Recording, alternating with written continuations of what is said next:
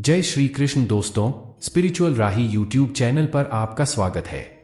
इस वीडियो में एक कहानी के माध्यम से सुंदर सीख दी गई है, तो वीडियो को अंत तक जरूर देखना और चैनल को अभी तक सब्सक्राइब नहीं किया है तो सब्सक्राइब कर लो। तो चलिए वीडियो की शुरुआत कहानी से करते हैं। बहुत समय पहले की बात है। एक प्रसिद्ध ऋषि गुरुकुल में बालकों को शिक्षा प्रदान किया करते थे। उनके गुरुकुल में अनेक राज्यों के राजकुमारों के साथ साधारण परिवार के बालक भी शिक्षा प्राप्त करते थे। उस दिन वर्षों से शिक्षा प्राप्त कर रहे शिष्यों की शिक्षा पूर्ण हो रही थी और सभी बड़े ही उत्साह से अपने घर लौटने की तैयारी में थे। जाने के पूर्व ऋषिवर ने सभी शिष्यों को अपने पास बुलाया। सभी शिष्य उनके समक्ष आकर एकत्रित हो गए। ऋषिवर सभी शिष्यों को संबोधित करते हुए बोले, प्रिय शिष्यों, आज आपका इस गुरुकुल में अंतिम दिन है। मेरी इच्छा है कि यहाँ से प्रस्थान करने के पूर्व आप सब एक दौड़ में सम्मिलित हो। ये एक बाधा दौड़ है जिसमें आपको विभिन्न प्रकार की बाधाओं का सामना करना होगा। आपको कहीं कूदना होगा तो कहीं पानी में दौड़ना होगा। सारी बाधाओं को पार करने के उपरांत आपको एक अंधेरी सुरंग मिलेगी जो आपकी अंतिम बाधा होगी। उस सुरंग को पार करने के उपरांत ही आपकी दौड़ पूर्ण होगी। तो क्या आप इस दौड़ में सम्मिलित होने के लिए तैयार हैं? सभी शिष्य एक स्वर में बोले, हम तैयार हैं। दौड़ प्रारंभ हुई। सभी तेजी से भागने लगे। समस्त बाधाओं को पार करने के उपरांत वो अंत में सुरंग में पहुंचे। सुरंग में बहुत अंधेरा था। जब शिष्यों ने सुरंग में भागना प्रारंभ किया तो पाया कि उसमें जगह जगह नुकीले पत्थर पड़े हुए हैं। वो पत्थर उनके पांव में चुभने लगे। उन्हें असहनीय पीड़ा होने लगी।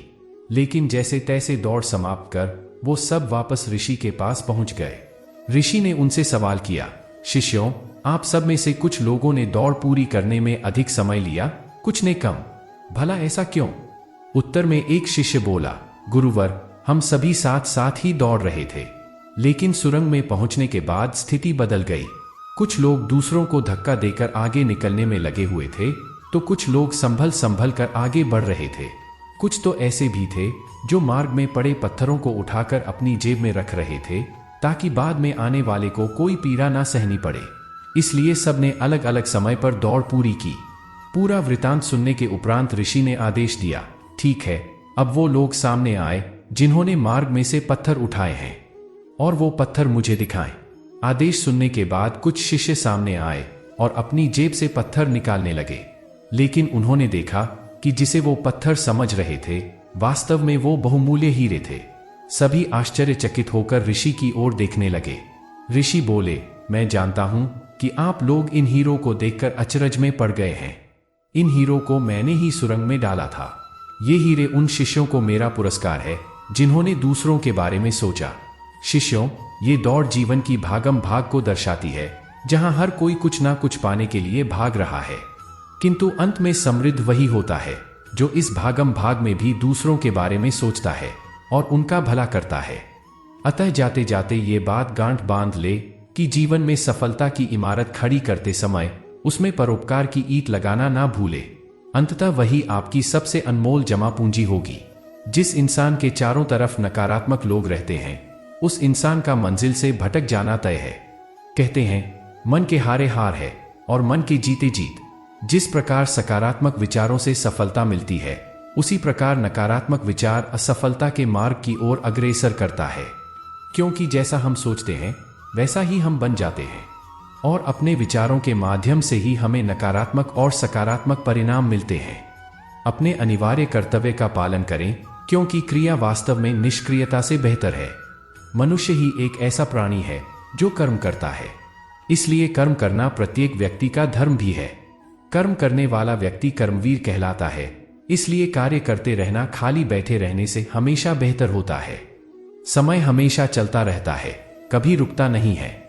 यदि आज आपका बुरा समय है तो कल अच्छा समय अवश्य आएगा। इसलिए आप बिना किसी स्वार्थ के सिर्फ कर्म कीजिए, फल समय खुद देगा। ना तो समय रुकता है, ना ही एक सा रहता है। ये हमेशा बदलता है। सुख के बाद दुख और दुख के बाद सुख का आना अनिवार्य है।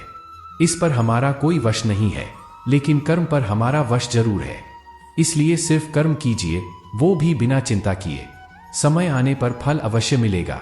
जो अज्ञानी व्यक्ति होता है वो ये गलत फहमी पाल लेता है कि मैं ही करता हूं, सभी कार्य मेरे द्वारा किए जा रहे हैं, ऐसा उसमें अहंकार घर कर लेता है। परंतु इस सृष्टि में जो भी हो रहा है वो तो प्रकृति द्वारा किया जा रहा है।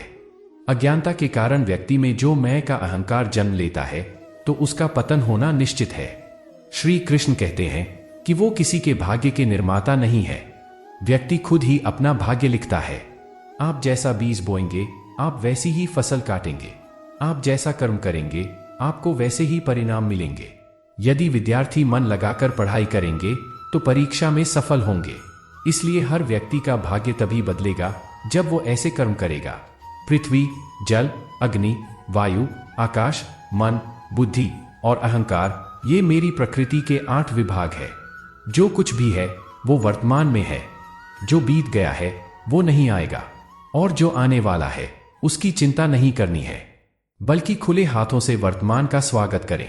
श्री कृष्ण कहते हैं, मन उन लोगों के लिए दुश्मन की तरह काम करता है जो इसे नियंत्रित नहीं करते हैं, और जिसने अपने मन को जीत लिया है उसके लिए मन सबसे अच्छा मित्र है। क्रोध में इंसान भ्रमित हो जाता है और भ्रम से बुद्धि व्यग्र हो जाती है। इसकी वजह से इंसान गलत फैसले ले लेता है और अपने गलत फैसले के चलते उसका पतन शुरू हो जाता है। खुशी मन की वो अवस्था है जिसका बाहरी दुनिया से कोई लेना देना नहीं है।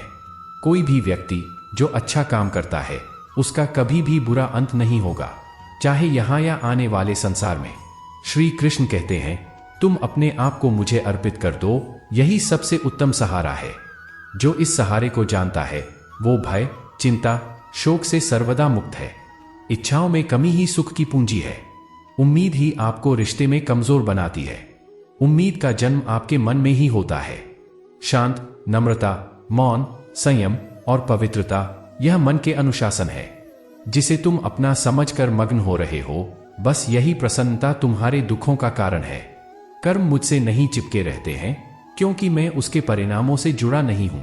जो लोग इसे समझते हैं, उसका अभ्यास करते हैं, वो स्वतंत्रता और खुशी से रहते हैं। मेरा, तेरा, छोटा, बड़ा, अपना, पराया मन से मिटा दो, फिर सब तुम्हारे हैं और तुम सबके हो। आप अकेले आए हैं और अकेले ही जाना है, इसलिए खुद पर भरोसा रखो। मेरे रोने पर मेरे आंसू कृष्ण जी पोंछ देते हैं।